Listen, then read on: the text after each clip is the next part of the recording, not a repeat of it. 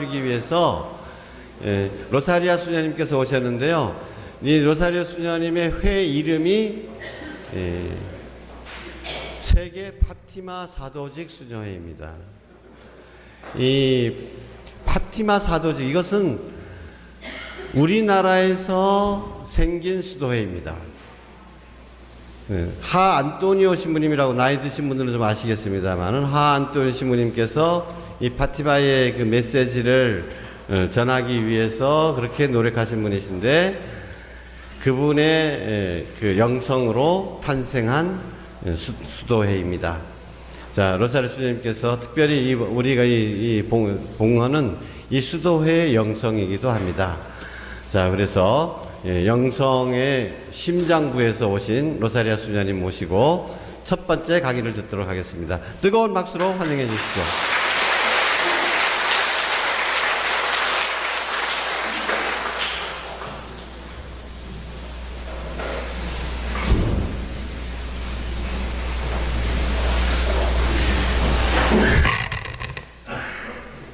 참예수님, 반갑습니다. 먼저 시작 기도를 하겠습니다. 책 다 가지고 계시죠? 예. 282쪽 한번 펴보시겠어요? 282쪽입니다.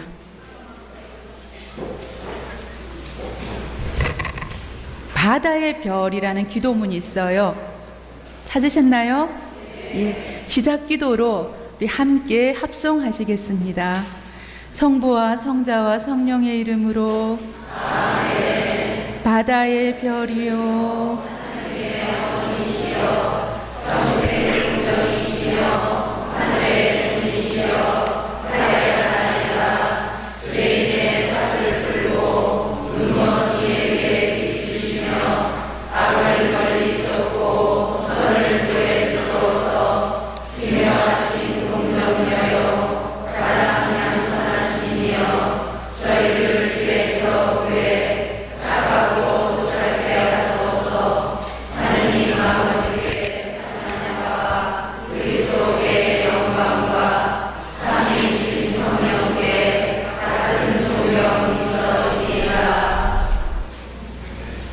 좋으신 주님, 이 자리를 마련해 주시어 저희가 성모님을 통해 주님 가까이 나아갈 수 있게 해 주심에 감사드립니다. 이 자리에 함께 하시어 저희 모두를 축복하시고 지켜주소서. 성모님 초대합니다. 우리 주 예수 그리스도를 통하여 비나이다. 아멘. 주님의 평화를 빕니다. 방금 신부님으로부터 소개받은 최미경 로사리아 수녀입니다. 소속된 수도회 이름은 티없으신 마리아 성심 수녀회고요. 신부님께서 설명 잘 해주셨어요. 바로 파티마에 발현하신 성모님께서 말씀하신 그 메시지와 원의를 실천하면서 살아가는 수도회입니다. 티없으신 마리아 성심 수녀회이고, 제가 소임을 하고 있는 곳은 파티마의 세계 사도직에서 일을 하고 있습니다. 그 파티마의 옛날에는 푸른 군대라고 했었어요. 그곳에서 하는 프로그램 중에서 중요한 부분이 바로 성모님께 봉헌하게끔 도와드리는 봉헌을 위한 33일간의 준비, 이것을 진행하고 봉헌하실 수 있도록 도와드리고 있습니다. 그리고 이 책은 저희 수녀회에서 번역 작업에서 함께 진행해서 이 인연으로 여러분과 함께 만나게 되었습니다. 이 자리뿐만 아니라 끝까지 봉헌할 때까지, 그리고 견진성사 준비를 하신다고 들었습니다. 주님 은총 안에서 다 성사의 은총 가득하시기를 저도 함께 빕니다. 견진성사 준비를 해오셨기 때문에 계속 이런 예비작 교리는 받으셨겠어요, 그죠? 사회교리 이런 시간들은 있었죠. 그리고 오늘부터 시작해서 성모님께 봉헌을 하기 위해서 준비를 이제 해가 들어갑니다. 이 자리에는 레지오 단원도 많이 계시는 걸로 알고 있고요. 맞습니까? 그리고 레지오를 하지 않으신다 하더라도 예, 그 세례 받으신 분들이 그 신자 재교육의 차원에서도 참석하신 분도 계시고 또 견진 교리를 준비하시는 분들도 계신다고 들었습니다. 견진 성사라는 것이 예, 세례로부터 하나님의 백성으로 태어난 이후 믿음을 견고하게 하죠. 우리의 믿음을 견고하게 하여 그리스도를 증거하는 사람으로 성장하고 예, 그리고 그리스도인으로서 살아갈 수 있게끔 온전히 그 믿음을 키우는 그런 성사입니다. 예, 견진 성사로서 성령께서 우리 안에서 활동하시어 믿음을 키워 주실 것입니다만은 예, 우리 그건 믿습니다. 그러나 이 성사를 준비함에 있어서 성모님께 봉헌한다는 것 또한 굉장히 의미가 있을 것입니다. 바로 우리 성모님께서 믿음의 어머니시기 때문에 그래서 우리 믿음의 모델이고요. 예, 성모님 믿음 따라가면은 흐트러지는 없습니다. 예, 그리고 성모님께 봉헌함으로써 성모님 손잡고 우리가 갈 수 있는 곳은 예수님께로 가지요. 수많은 성인 성녀들께서 성모님께 봉헌을 하셨고요. 성모님 또한 먼저 봉헌의 삶을 사신 분입니다. 그래서 지금 다 세례받고 신앙생활 열심히 하시지만 그래도 우리가 죄인이라서 하느님 가까이 나간다 하더라도 색상살이 하다 보면 어느 순간에 우리는 또 죄를 짓고 있어요. 때가 많이 묻어 있어요. 내가 알고 모르고 알게 짓는 죄, 모르고 짓는 죄 엄청 많습니다. 예, 이런 상황 속에서 우리를 도와주시는 분, 우리의 앞장서 가시는 분, 또 우리 내 손을 잡고 가시는 그 성모님께 봉헌하면서 우리는 하느님을 얻고 예수님을 만나고 예수님을 닮아가게 될 것입니다. 그래서 오늘 저랑 길지 않은 시간이지만 함께 하도록 하겠습니다. 교재 다 가지고 계시죠? 예, 제가 맡은 부분이 세속정신 끊기예요. 12일까지입니다. 그래서 조금 분량이 되는데 한번 달려보겠습니다.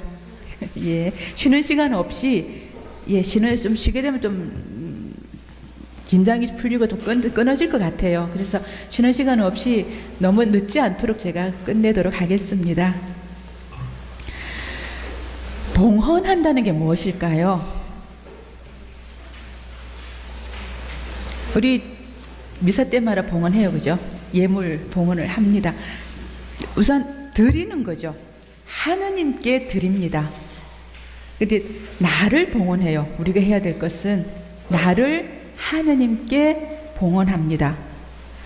성모님을 통해서 봉헌합니다. 그럼 나를 우리 주님께 봉헌한다는 것은 나를 드리는 거예요. 그죠? 그러면 나는 그대로 있는데 봉헌하고 안 하고에 무슨 차이가 날까라는 얘기가 돼요. 이미 우리는 세례를 받음으로써 우리 주님의 백성이 되었어요. 하느님의 자녀로 태어났습니다. 이미 하느님의 것이에요. 하느님 소유가 되어 있어요. 그런데 이 태어난 아기가 하느님 말씀만 들으면 되는데 맨날 막 딴짓하고 다른 데로 막 다닙니다.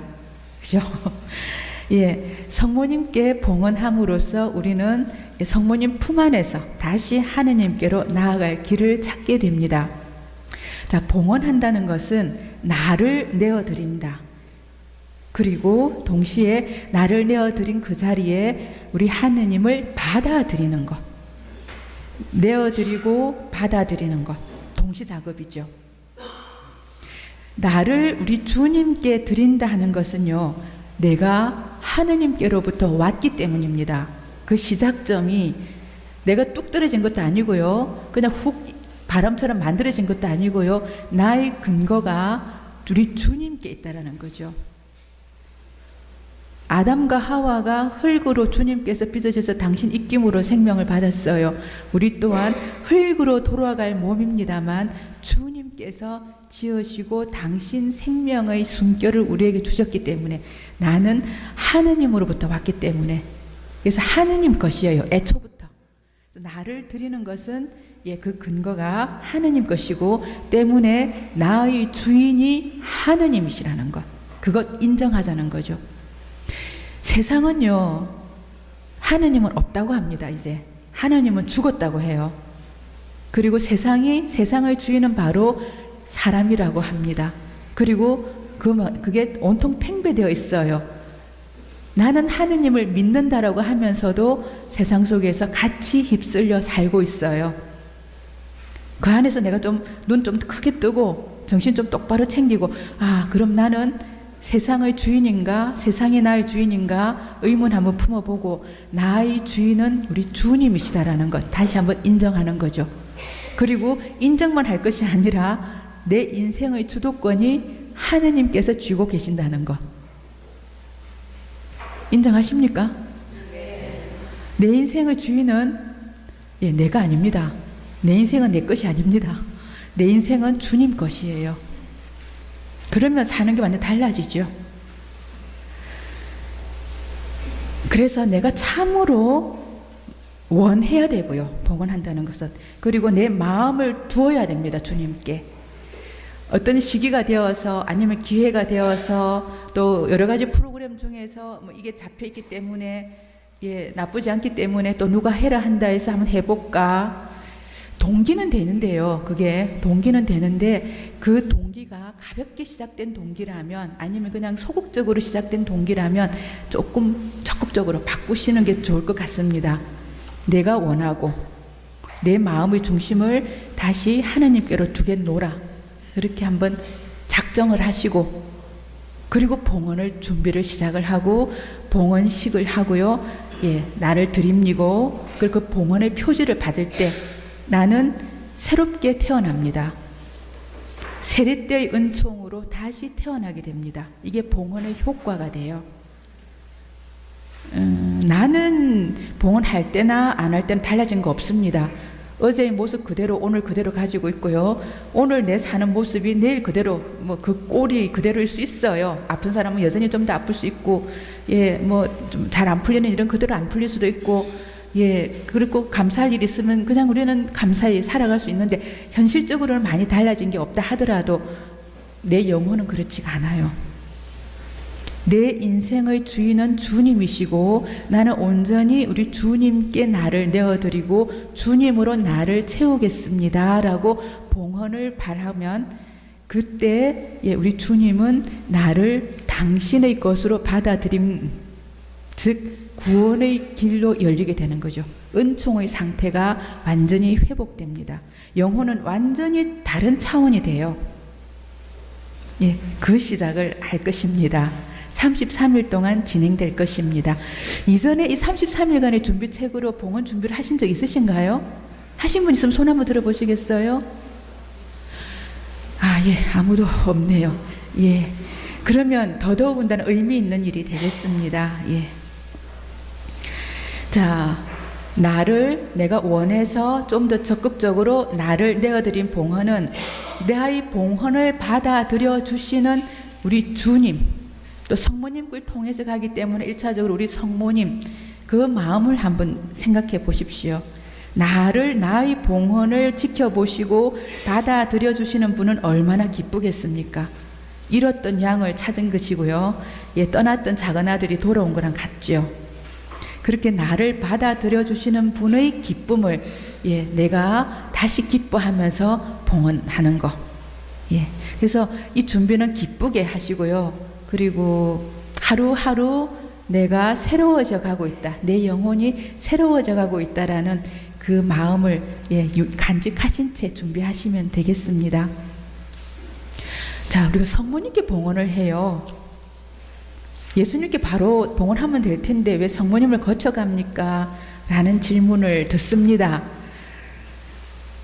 성모님께서 먼저 봉헌의 삶을 사셨습니다. 그래서 우리 삶의 모범이세요.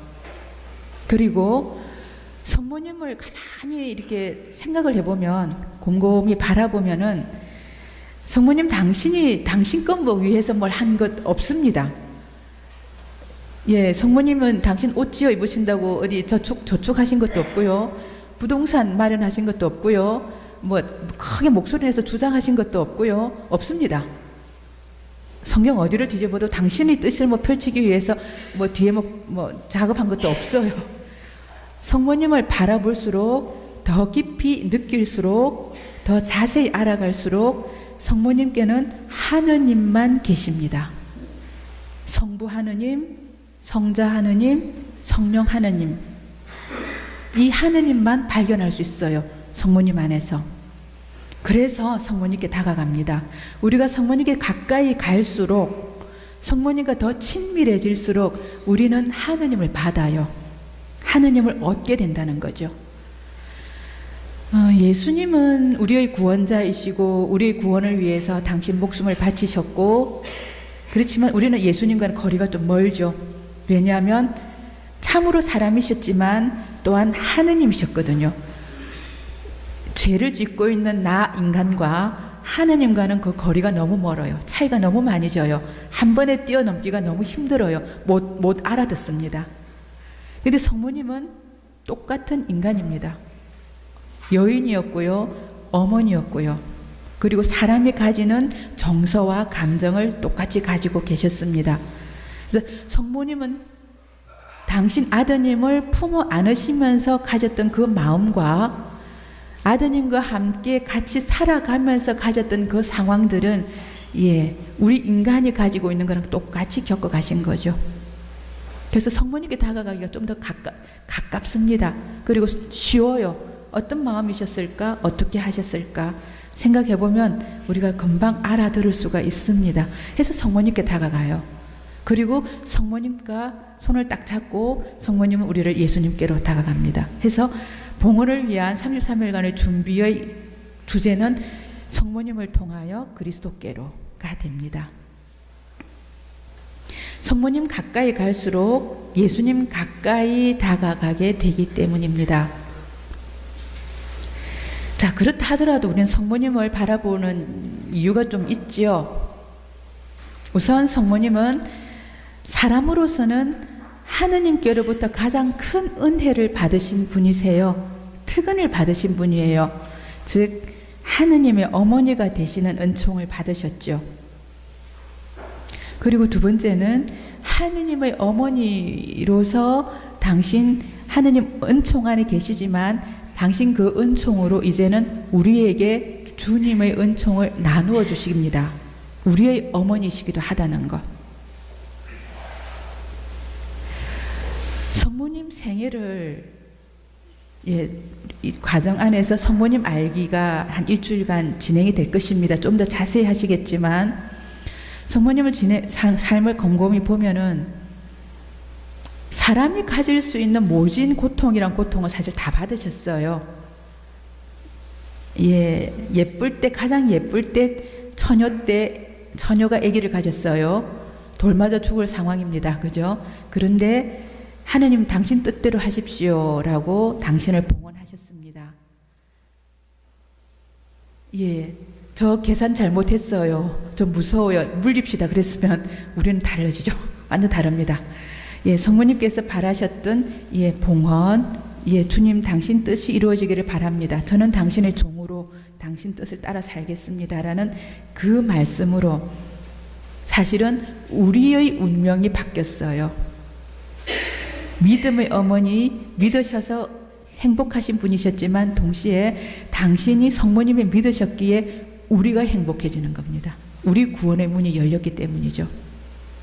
그리고 삶을 한번 생각해 보세요.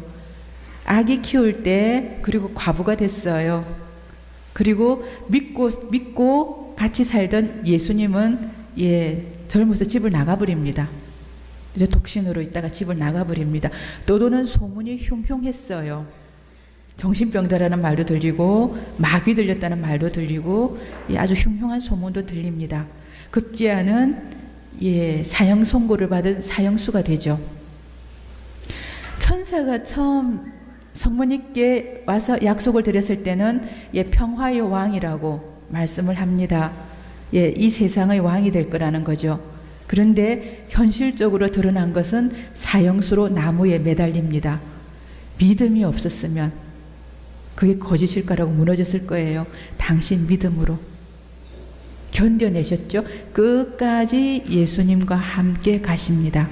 예수님께서 성부 하느님과만 맺으셨던 그 믿음, 그 관계만큼이나 성모님은 당신 아드님과 성부 하느님을 향한 그 믿음으로 끝까지 가셨어요. 십자가 아래까지 무너지지 않고 서 계셨습니다. 그리고 그 믿음은 이루어졌어요. 그죠? 부활하셨고 승천하시는 예수님. 그래서 하느님을 받아서 품어 안으셨던 그 성모님의 품, 그리고 그래서 받았던 여러 가지 절절한 사연들, 고통들, 아픔들은 이제 우리 사람들, 그 후손인 우리들을 받아들여 주시는 품이 되죠. 우리의 사연들, 사정들, 고통들, 아픔들, 억울함, 여러 가지 상황들, 성모님은 다 알아들어 주시고, 읽어내어 주시고, 다독거려 주십니다. 하느님을 품은 가슴이에요. 이제 우리를 품는 가슴이죠. 언제든지 얼마든지 어떤 사정으로든지 다가가서 얘기를 하실 수 있고요. 성모님께 안길 수가 있는 거죠. 나에게 직접적인 힘이 되어주시고 나의 희망이 되어주시고 나를 하느님께로 이끌어 가시는 분, 이거면 우리가 봉헌하는 이유가 충분하지 않겠습니까? 그렇죠? 그래서 우리는 성모님께 봉헌을 하고 성모님을 통해서 하느님 가까이 나아갑니다. 자, 큰 전제로 성모님께 봉헌하는 이유를 여기까지 하고요. 자, 세속 정신 좀 들어가야 되겠죠. 교재를 한번 보시면, 교재 들어가기 전에 매일매일 진행될 거를 제가 잠깐만 안내를 해드릴게요. 33일간 매일 하루씩 진행되어 있는 주제별로 읽어보시면 됩니다. 그러니까 성경 말씀도 나오고요. 그리고 루도비코 성인의 참된 신심이라는 책에서 나온 글이 좀 발췌되어 있어요. 그리고 준주성범이라는 책에서 나오는 내용도 있습니다. 하루하루 주제가 있는데 이것을 시간을 내어서 조금 정독으로 쭉 읽으시고, 그리고 묵상하는 시간을 가지시는데 묵상을 어렵게 생각하지 마세요. 묵묵히 생각하는 것, 이게 묵상입니다. 그러니까 그날 제시되어 있는 주제를 나와 연결지어서, 나한테 확 들어오는 게 있을 수도 있어요. 없을 수도 있고, 근데 나와 연결되어서 그 주제를 가지고 묵묵히 생각하는 것, 생각해 보시면 성경 구절할 때도 들어올 수도 있고, 참된 신심이나 준주 성범을 읽어 보실 때도 나한테 깊이 들어오실 수 있어요. 구애받지 않으셔도 됩니다. 그래서 머물러서 생각하시는 시간을 가지시고요. 그리고 묵주기도 하시고, 그러려면 봉헌을 위해서 이제 시간을 따로 내셔요라고 말씀을 드리는데, 사실은 이 기간은요, 일종의 수련기입니다. 내가 지금까지 살아왔던 리듬이나 사정왕에서 받고 있던 때를 좀 벗겨내고 새롭게 태어나는 준비를 하는데, 그러면 좀 훈련이 좀 되어야 되겠죠. 그럼 이 훈련이나 수련은 약간의 시련이 좀 따르죠. 그냥 쉽게 되진 않습니다. 그래서 시간을 내셔야 되고 기도를 좀 더 하셔야 되고, 그렇습니다. 평소에 묵주기도를 많이 하시는 분은 그대로 유지하시면 되는데, 묵주기도 할 시간이 너무 없었다 하시는 분은 조금 틈을 내어서라도 묵주기도를 좀 더 하시고 나를 좀 성찰하시고 그럴 시간을 가지면서 하루하루 준비를 하시면 되겠고요. 간혹 우리가 사람이 살아가는지라 정말 못할 때가 있어요. 사정이. 포기하지 마십시오. 끝까지 가는 게 중요합니다. 그날 하루 나의 피치 못할 사정으로 하루가 빠졌다면 그대로 넘기십시오. 그리고 그 다음날 것 또 주제를 가지고 읽고 묵상하시고 기도하시고 내 문제를 가지고 나의 사정을 가지고 진행을 계속 하시면서 끝까지 가는 것. 그래서 끝까지 가야 우리가 성사도 받고 하나님도 만나고 은총도 회복되지 않겠습니까? 그까지 다 안 되는 사정까지 주님 받아주십시오. 성모님 제가 이렇습니다. 좀 받아주십시오 하는 봉헌하시고 그냥 나갑니다. 포기하지 않으시는 것, 이것만큼은 제가 당부를 드리겠습니다. 그리고 생활을 조금 단정하게, 그리고 좀 잔가지를 좀 쳐버리시면 좋겠어요. 하느님을 더 많이 생각하시고 좀 더 많이 기도하시고 성체 대전에 좀 와 계시는 게 좋겠죠. 가능하면 미사도 좀 하시고 자주 하시고 성체조배도 좀 자주 하시고 영성체 하시고 그러다 보면은 이 과정 중에 고백 성사도 좀 보시고요. 예, 성사 필요하실 겁니다. 예, 그래서 33일간 몸과 마음을 좀 단정하게 하셔서 예, 봉헌하시기 바랍니다. 자, 세속정신 들어가겠습니다. 성경에서 구약 성경을 보면 하느님께서 참 좋으신 하느님, 찬미를 많이 합니다. 주님은 너그러우시고 자비로우시다. 주님은 분노에 더디신 분이시다. 그런 찬양이 참 많이 우리 성경 구절에는 있습니다. 그런데 아주 가끔은 우리 주님께서 분노를 터뜨립니다. 화를 엄청 내시면서 너네들 사람들 내가 다 없애버릴 거야. 예, 이스라엘 민족을 보고 그렇게 분노를 내리십니다. 그럴 때가 있어요. 이유가 딱 한 가지입니다. 그렇게 화를 내실 때는 우상 숭배에 빠졌을 때 하느님은 참지를 못하십니다. 당신 화를. 나는 질투하는 신이다라고 말씀하시잖아요. 당신 하느님은 그대로 언제나 하느님이세요. 어떤 사정이 있었어도 우리 하느님은 하느님으로 계시는데 하느님이 아닌 것이 하느님인 것인 양 본을 떠서 딱 주님 앞에 가로막고 서 있는 거예요. 우상이죠. 그럼 사람과 하느님 사이에 우상이 버티고 서 있어요. 우리 주님은 당신 앞에 가로놓인 이 우상이 참을 수가 없는 겁니다. 당신은 사람과 이스라엘 민족, 당신은 백성과 바로 맞대면하고 바로 대화를 하시길 원하죠. 근데 사람이 자꾸만 이상한 것을 갖다 대서 가로막습니다. 우리 주님의 얼굴 앞에다 갖다 대고 있어요. 금송아지 사건이 있었죠. 가나안 땅에 정착한 뒤에는 막 다른 신을 신었어요. 막 섬겼어요. 아세라 목상도 있었고요. 바알신도 있었고요. 무슨 집안에 수호신도 있었고요. 우리 주님 그걸 가만히 못 봤습니다. 그렇게 화를 냈어요. 자, 하느님을 가리는 것.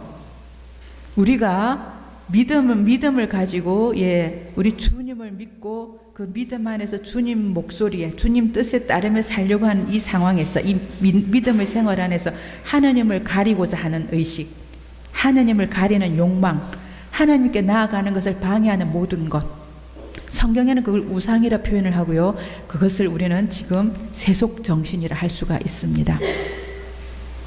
뭔지 아시겠죠? 바로 들어오죠. 하느님께 나아가고자 하는 걸 가로막는 욕망, 하느님의 것이 아닌데 하느님 것인 양 딱 가로막혀서 나를 눈을 가려지는 것. 이게 다 세속정신이에요. 예를 들어 볼까요? 명예, 재산, 건강. 자, 우리 생활에 필요한 수입이 없으면 너무 힘들어요. 근데 돈에 목숨 거는 사람 있지요. 그래서 그 돈에 계속 있어도 또 모으려고 하고 또 있어야 되고, 우리 주님은 그 안에서 보이지 않습니다. 찾을 수가 없습니다. 그리고 그렇게 나아가는 동안 하느님 잊어버리죠. 재산이, 돈이 하느님을 가리고 있어요. 바로 우상이죠. 명예욕. 그래서 이러한 것들이 하느님을 가리고 있는 의식이나 욕망은 참 많습니다. 지금 21세기 스마트폰도 해당이 될 수 있죠. 그 안에 들어있는 게임, 인터넷, 여러 가지 가상 공간들, 거기에 홀랑 빠졌어요. 정신을 두고 있습니다. 하루에 3시간, 4시간, 10시간씩 게임이 빠져 있어요. 일상생활이 제대로 안 되는 경우도 있다고들 하더라고요. 그 자리에 하느님이 들어설 자리는 없는 거죠. 바로 하느님을 가리는 의식이 되는 거예요. 세속 정신이죠. 이 책에는 12일간 진행이 되는데 첫째, 둘째, 셋째 날에는 내가 서 있는 위치, 내가 서 있어야 될 곳을 잡아줍니다. 내가 정말 어디에 있어야 되고 나는 누구를 믿고 있는가 라는 것을 바라볼 수가 있고요. 넷째 날부터 11일까지 8일 동안 구체적으로 세속정신에 대해서 하루하루 묵상을 하실 겁니다. 더 할 수 있는데 우선 처음 하는 거니까 교재대로 한번 해보시기 바랍니다. 내가 빠져있는 세속정신은 다른 것일 수도 있어요. 그러나 보편적으로 누구나 쉽게 빠져들고 있는 세속 정신이기 때문에 매일매일 묵상을 하시면 될 것이고요. 마지막 12일째는 다시 원래의 자리로 옵니다. 내가 정말 있어야 될 자리가 무엇이고 내가 찾아야 할 가치가 무엇인가를 다시 질문을 받습니다. 그렇게 하면서 12일간 진행이 될 것입니다. 우선 내 삶을 좀 돌아봐야 될 것입니다. 내가 어디에 마음을 두고 살고 있는가? 나는 내 마음은 어디로 흘러가고 있는가 하는 걸 좀 찾아보셔야 되고요. 때문에 나를 좀 솔직하게 봐야 됩니다. 그리고 성령께 도움을 청하십시오. 또 성모님께 도움을 청하면서 기도를 많이 하십시오. 자, 첫날 한번 보겠습니다. 그리스도께서 당신 제자로 부르십니다. 자, 1, 2, 3일간은 나 자신의 본질을 어디에다 두어야 되는가 하는 질문이라고 말씀드렸습니다. 여기는 성경 말씀이 2개가 나와요. 마테오복음과 로마서 2개가 나오고, 그리고 몽포르의 성 루도비코 성인께서 쓴 십자가의 편지, 버세게 보내는 편지 글이 제시가 되는데, 그냥 제가 여러분들이 묵상할 수 있는 포인트를 좀 짚고 넘어가겠습니다. 두루뭉실하게 얘기를 하는 것보다 매일매일 좀 읽고 묵상할 포인트를 잡아드려야 되겠다 생각이 들어서요. 자, 주님께서 나를 부르시기 위해서 오셨다는 거예요. 주님은 나를 당신 나라에 오도록 초대를 하셨다는 겁니다. 지금 나를 50된 사람, 60된 사람, 40된 사람, 70, 80, 나는 좀 아프기도 하고, 어쨌든 지금 현재 있는 나의 모습 그대로 주님은 당신 나라에 오기를 초대를 하고 부르신다라는 거죠. 예수님은 실제로 공생을 하면서 제일 먼저 하신 말씀이 회개하여라 말씀하십니다. 회개하여라, 하늘나라가 가까이 왔다. 그렇게 말씀을 하시고 당신과 함께 지내게 하려고 제자들을 부르시죠.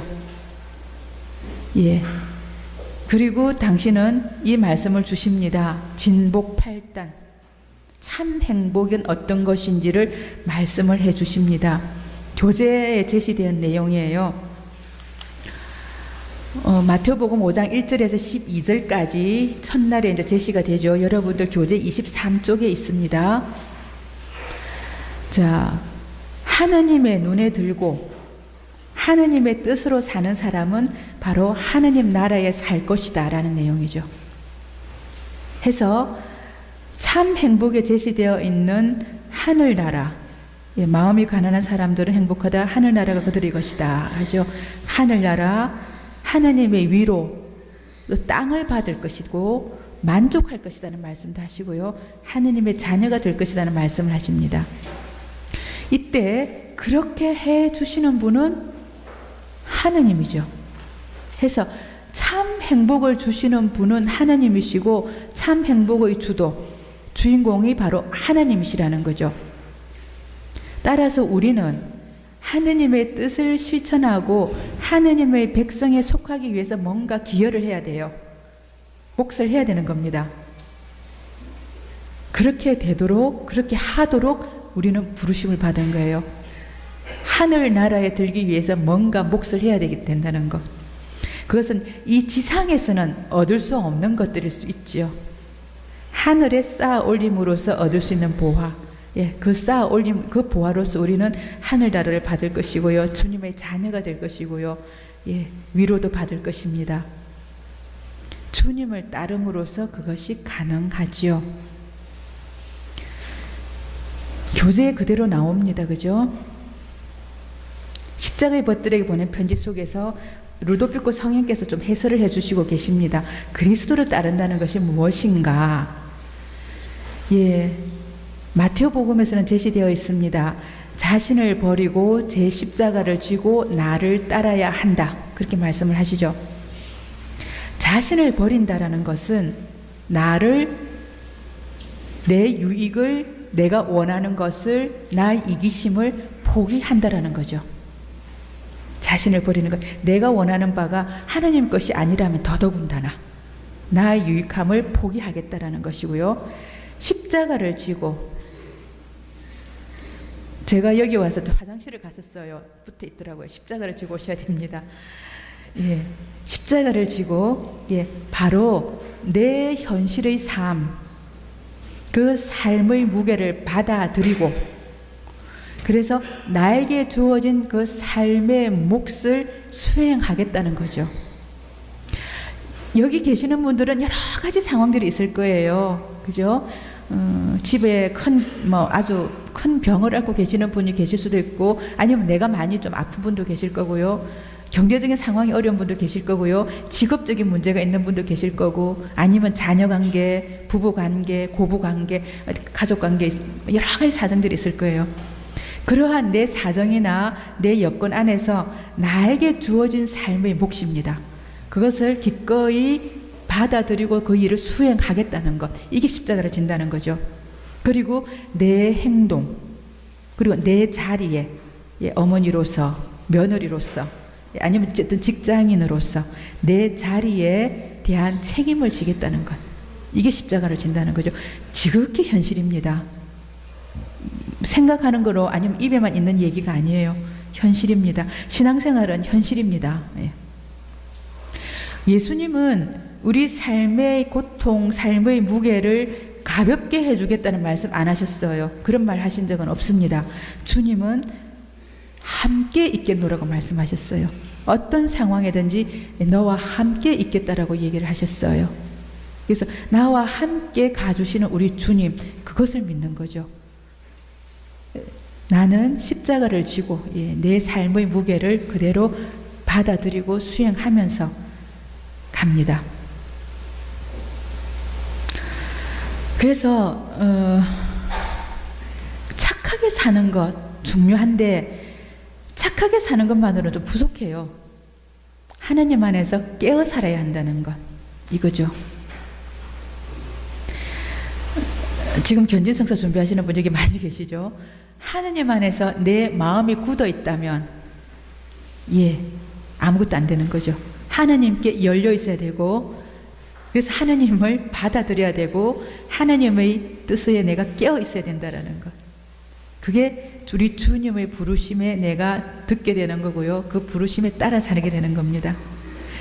예, 그렇게 우리 주님 따라 사는 것, 주님 부르심에 적극적으로 동참하셨던 분이 우리 성모님이시죠.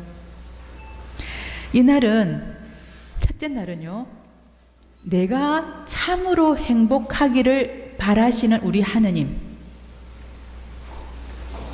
예, 그 하느님의 마음을 한번 읽어보십시오. 우리는 이 진복 8단의 내용을 신학적으로 풀이할 거 없습니다. 그죠? 우리는 신학자들도 아니고 뭐 그걸 어렵게 막 안 풀이해도 되셔요. 이렇게 내가 행복하도록 당신이 말씀하시는데, 행복하기를 정말 원하시는 우리 주님의 마음을 읽어보시고요. 그래서 주님 무릎팍 밑에 오셔갖고 그날은 좀 쉬세요. 제가 지금까지 이렇게 살았습니다. 근데 지금 내가 행복하기를 원하시는 우리 주님, 당신 앞에 제가 왔습니다. 제 행복을 참으로 원하시는 주님, 예, 제가 지금 여기 왔습니다. 그 마음으로 이날은 그렇게 주님과 함께 좀 쉬시면 되겠습니다. 묵주기도 좀 하시면 되겠죠. 예, 하실 수 있으시죠? 예, 봉헌하는 거 이렇게 진행하면 됩니다. 예, 주님 마음을 읽고 내 마음을 열어드리고 그렇게 진행하시면 돼요. 예, 내가 서 있어야 될 자리를 찾기 위해서 시작하는 날이었습니다. 우리 주님 마음 읽어드리는 것부터 하시면 되겠습니다. 둘째 날 양진영 해서 나옵니다. 내 삶의 방식과 태도가 우리 그리스도의 편에 있는지, 아니면 그 반대인 루치페르의 편에 있는지, 그거 내가 확인하는 날이에요. 교재 31쪽에 보시면, 예, 나오죠. 31쪽 펴보시겠어요? 첫 번째부터 나옵니다. 여기 계시는 분은 다 세례성사 받으신 분이실 테니까, 예, 우리는 세례성사를 다 받았는데, 그래서 죄도 모두 용서받았고 하느님의 생명에 모두 참여하게 됐는데, 그런데 끊임없이 악의 세력에 대해서 유혹을 받고 있다는 거예요. 그래서 나는 이 유혹 안에서, 세상 안에서 그래도 그리스도의 편에서 그 깃발 아래 서 있는지, 아니면 은근슬쩍 슬슬 빠져나가면서 루치페 속 진영으로 들어가 있는지 확인을 한번 성찰을 해보시는 시간입니다. 중간 자리는 없습니다. 참 묘한 거는요, 그래서 나는 지금 어디에 있는가? 이 양다리 없습니다. 하느님 앞에서는 하느님이냐 아니면 사탄이냐. 자, 그리스도의 진영에 선다는 건 우리 주님 뜻이죠. 좁은 문으로 들어간다는 것이고요, 성령에 따라 사는 것이라 하겠죠. 반대로 내 유익에 집착해서 내가 하고 싶은 대로, 나의 좋은 것만 치중하다 보면 그게 뭐 죄냐 싶지만요, 우리가 알 수가 없습니다. 나는 악의가 없는데 내가 정당하다고 여기면서 정당하게 비용을 지불하고 산 축구공이, 운동화가, 아니면 뭐 고기가, 맛있는 고기가, 아주 가난한 나라 저 아프리카 아이가 굶어 죽는데 이유가 된다면 어떡하겠습니까? 내가 모르고, 나는 원하지 않았지만 내가 악의 범주 안에 들어가 있는 거예요. 모릅니다. 그래서 세상이 얼마나 즐길 게 많은데, 얼마나 좋은 게 많은데, 그렇죠? 그래서 이 세상의 좋은 것, 발달된 것, 이 문명을 다 즐기고 나만 좋으면 만사 오케이지. 그러다가 그것이 결국은 어떤 부분에서 한쪽은 너무나 못 사는 사람 더 못 살게 하고 배고픈 사람 더 배고프게 만들었다면 그게 정말 나와 무관할 것인가? 아니라는 겁니다. 그래서 좁은 문은 주님을 고백하고 증거하는 것인데요, 참 어렵습니다.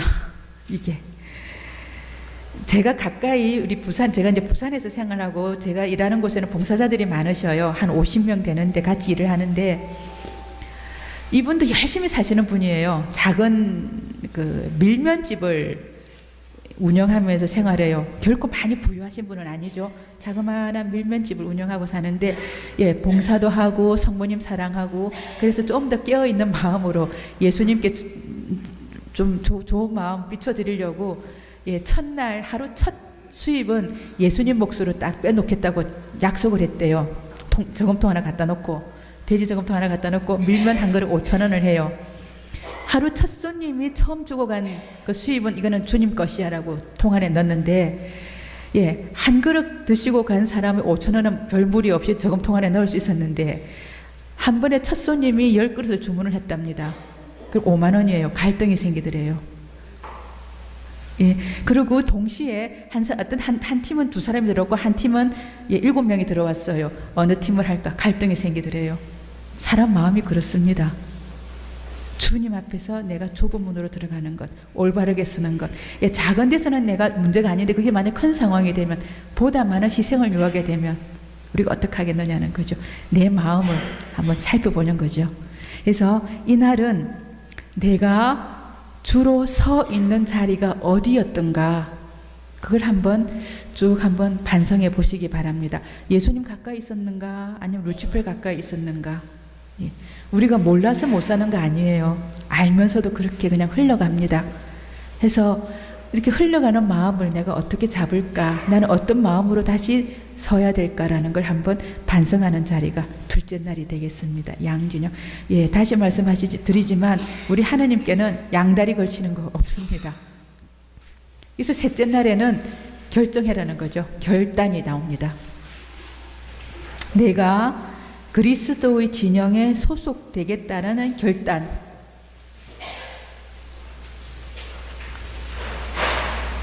그래서 세상의 것에 우리 주님을 가리는 여러 가지 세속 정신, 주님께로 나아가는데 방해되는 세속 정신의 것을 끊어버리고, 주님께로만 가겠습니다라고 결단하는 날이 3일째 되는 날이에요. 우리 예수님은 칼을 주러 왔다고 합니다. 어정쩡한 거 원하지 않으셨어요. 그리스도의 것이 아닌 것은 결단하라는 거죠. 이날은 성모님을 주님의 결단을 한번 가만히 응시해 보셔요. 우리 성모님 16살 나이에 결단 내렸습니다. 주님의 종입니다. 뜻하신 대로 이루어 주십시오. 그게 제가 더 원하는 것입니다. 결단했습니다. 그 뒤에 있을 결과는 주님께 맡겼습니다. 그래서 최고로 행복한 여인, 지금은 하늘의 여왕님이시죠.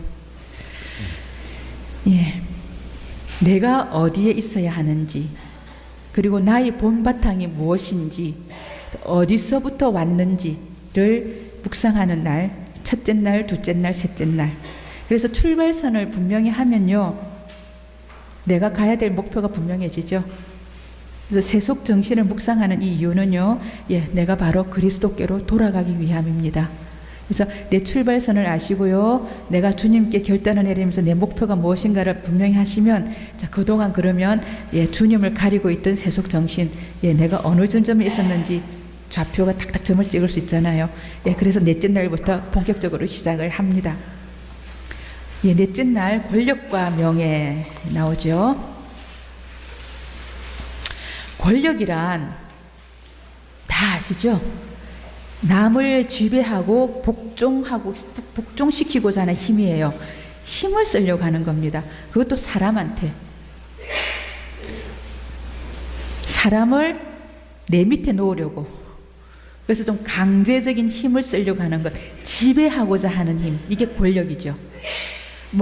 우리가 국회의원이 아니더라도, 아니면 큰 어떤 재력을 가진 높은 자리에 있는 그런 사람이 아니더라도 일상 안에서 다 고만고만하게 살아도 힘을 쓰고자 하는 그런 에너지들이 있죠. 또 그런 사람들도 있습니다. 명예라는 것은요, 내 이름을 좀 남기고 싶어 해요. 좀 훌륭하다고 칭찬받고 싶어 하는 마음, 나를 드러내는 것, 이게 명예라고 하죠. 큰 업적을 남겨서가 아니라, 이름 석자 크게 드러날 어떤 큰 훌륭한 일을 해서가 아니라 아주 작은 가족 안에서든 아니면 내 친구들 안에서든 내가 좀 드러나고자, 좀 그래서 좀 우쭐거려 보고 싶고 자랑하고 싶은 마음, 그런 마음, 이게 명예욕이라고 할 수가 있습니다. 누구나 그런 욕구는 좀 있기는 하는데, 힘을 가져야 내가 원하는 대로 할 수 있다라고 여기고, 유난히 좀 남을 지배하려고 한다는 것, 이것은 뭔가 내 뜻대로 하고 싶어 한다라는 것이죠. 내 뜻대로 하기 위한 방편으로 힘을 쓰고 어떤 명예를 얻고자 한다면, 하느님은요, 당신 내 뜻대로 하기를 원한 게 아니라 주님은 남을 섬기라고 하셨기 때문에 내 뜻대로 하는 것은 세속 정신이라고 됩니다. 우리 주님 것에 맞는 게 아니죠. 해서 권력과 명예는 세속 정신이 됩니다. 나의 뜻대로 되기 위해서 이루어지는 강제적인 힘이나 나를 내세우고자 하는 것들은 남을 섬기는데, 섬기라고 말씀하신 예수님의 뜻에 어긋나기 때문에 우리 주님의 뜻을 가리고 있으므로 아주 막강한 세속 정신이라고 보겠습니다. 그래서 이날은 당신은 제자들의 발을 씻겨 주셨어요. 그리고 내가 한 대로 너희도 그렇게 본을 받아라고 말씀을 하십니다.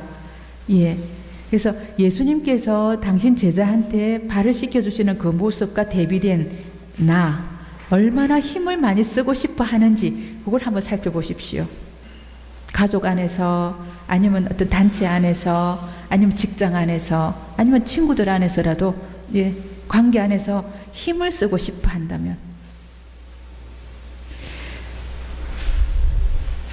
우리가 같이 있으면 참 편안한 사람이 있어요.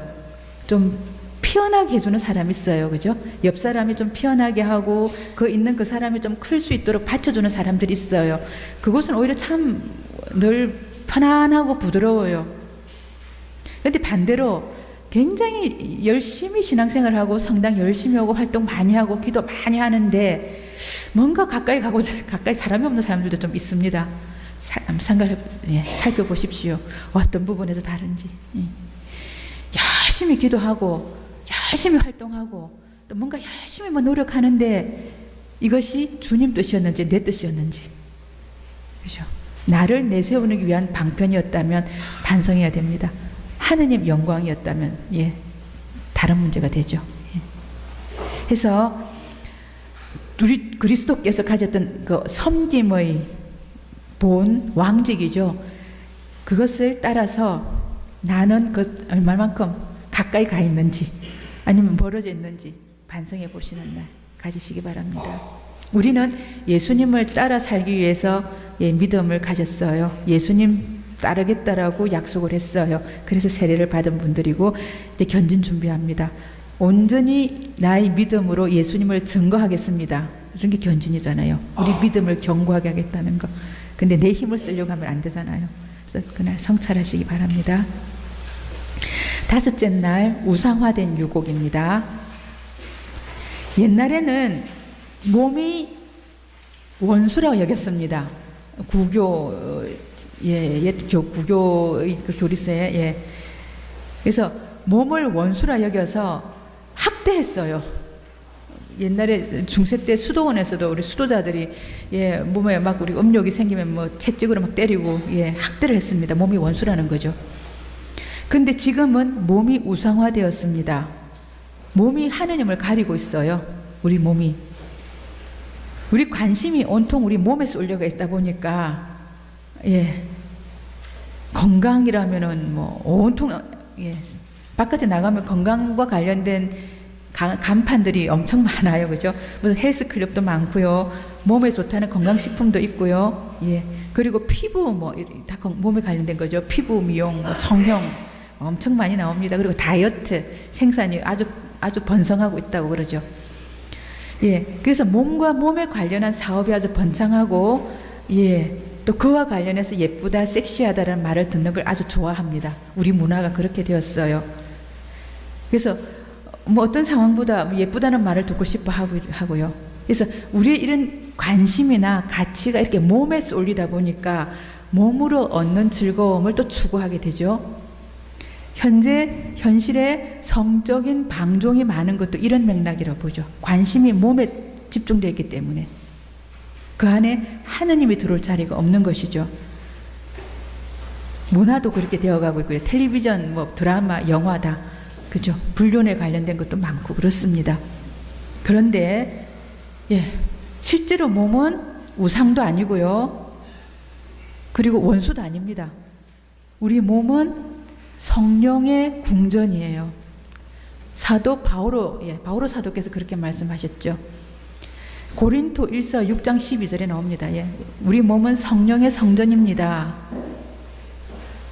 성령께서 머무시도록 우리 몸은 그만큼 소중하다는 거죠. 성령이 머무시는 공간으로. 그럼 이 소중한 몸을 어떻게 다루어야 하는 건가? 그건 전혀 차원이 달라지는 거죠. 예수님은 몸의 정결과 함께 마음의 순결도 말씀하십니다. 마음으로 간음하는 사람, 그까지도 간음죄라는 거잖아요. 그죠? 예. 그래서 몸은 우상도 아니고 원수도 아닌 만큼 성령이 머무시는 궁전인 만큼 예, 우리 몸으로 하느님께 영광을 드릴 수 있게끔 해야 되는 거죠. 그래서 몸이 얼마나 소중하고 얼마나 귀하게 다루어져야 되는지, 그래서 몸으로 표현하는 사랑이 얼마나 깊고 심오한지 그걸 우리가 알게 되면 함부로 안 하죠. 함부로. 그죠? 서로 소중하게 여겨줄 수도 있잖아요. 예. 자, 그래서 내가 이 정결의 덕은 수도자만의 덕이 아니잖아요. 모든 사람이 지녀야 될 덕이잖아요. 해서 이날은요, 내가 몸에 쏟고 있는 관심 혹은 내 몸에 쏟아붓고 있는 욕망이 어느 정도인지, 예, 나는 건강식품을 아니면 보약을 아니면 예, 병원을 예, 아니면 내 미용을 위해서 예, 얼마나 시간을 두고 있는지, 에너지를 주고 예, 있는지 한번 살펴보십시오. 그렇다고 확대해서도 안 됩니다. 그죠? 너무 방치하는 것도 하느님 뜻이 안 맞죠. 아프면 병원에 가셔야 됩니다. 그죠? 피곤하면 쉬셔야 돼요. 하나님도 쉬셨습니다. 예, 그렇게 소중하게 주님께서 머무실 수 있도록. 그래서 나는 얼마나 몸에 관심을 가지고 예, 있는지, 어떻게 몸을 다루고 있는지 한번 살펴보시기 바랍니다. 지성주의 보겠습니다. 예, 시간이 가네요. 조금 진행을 빨리 해야겠네요. 똑똑하고자 하는 것인데 이 지성주의는 우리나라만큼 또 열의가 있는 곳은 또 잘 없죠. 많이 배워야 잘 산다라는 관념이 우리한테는 있어요. 그죠? 못 먹어도 배워야 한다고. 그래서 예전에 저희 부모님들도 그냥 소 팔고 논 팔고 하면서 다 대학 공부시켰습니다. 예.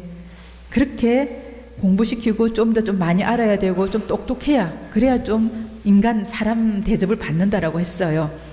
틀린 건 아니죠. 예. 아주 너무 상식 못 미치면은 좀 살기가 불편합니다. 다른 사람도 불편하고 본인도 불편하고 해서 예. 알아야 됩니다. 사람 안의 관계 안에서 이루어질 수 있는 기본적인 건 되어야 되죠. 그런데 모든 것을 많이 배우고 똑똑하고자 초점을 둘 때는 우리는 어떻게 했느냐는 거죠. 인간성을 상실하게 됩니다. 경쟁이 팽배하게 되면요. 그 정신적 심리적 박탈감이라는 것은요. 예, 인간의 품위가 어디까지 땅에 떨어져 버리는 거죠. 1등만 살아남는다면 지금 우리네 현실이 그렇습니다. 한국의 이 영재들만 모였다는 카이스트에서도 자살한 사람이 나와요. 예, 경쟁 사회가 그렇게 만들었습니다. 자, 1등만 성공했다 하기 때문에 2등부터 꼴찌까지는 박탈감에 당해요. 예, 인간적 품위를 스스로 못 느끼는 거죠. 해서 참으로 알아야 되는 게 무엇인가라는 겁니다.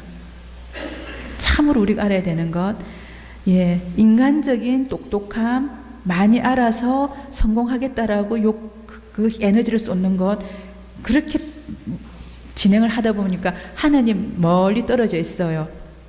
우리 고3 되면 성당에 안 나오잖아요. 그죠? 고3이 되었는데도 예, 공부도 좀 열심히 하고 미사도 좀 나와라. 예, 굉장히 용기가 있어야 되는 거죠. 현실이 그렇습니다. 그런데 우리 부모님들은 먼저 알게 해야 되는 것은 우리 주님이라는 거. 예, 참으로 알아야 될 것은, 예, 더 우선적으로 알게 해야 될 것은 우리 주님이라는 거죠. 예, 더 많은 지식을 쌓고, 예, 더 많이, 예, 탑의 꼭대기에 앉는 것, 누군가는 않겠죠. 그죠? 그러나 모두가 그렇게 할 수가 없습니다. 예, 그렇다면 하느님을 먼저 알게 하는 것, 그리고 그 아이의, 예, 그 사람의 역량만큼, 탤런트만큼, 주님이 주신 만큼 노력하게끔. 아이들 공부 때문에 기러기 부부가 우리나라에 지금 많이 생겼다고 합니다. 아이들 교육의 최고의 관심사가 되었죠. 근데 하느님의 누구이신지를 심어주는 부모는 점점 적어진다고 그래요.